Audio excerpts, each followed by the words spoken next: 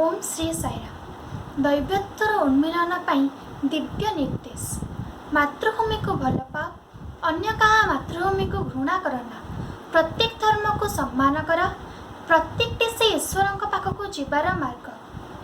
भेदाभेद भूली समस्त को भल पाओ। समग्र मानव जाति गोटे जाति।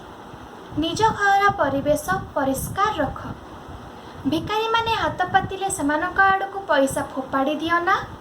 खाद्य और आश्रय जोगाई दियो। आत्मनिर्भरशील करा। उत्कच नेबाकू काहाको प्रलोभित कर नाही, बा उत्कच नहीं निजको छोट कर दियो नाही।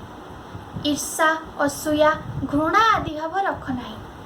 व्यक्तिगत काम पाई काहा उपरे निर्भर कर नाही।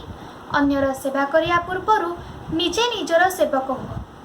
राष्ट्रर नियम मानी आदर्श नागरिक हो।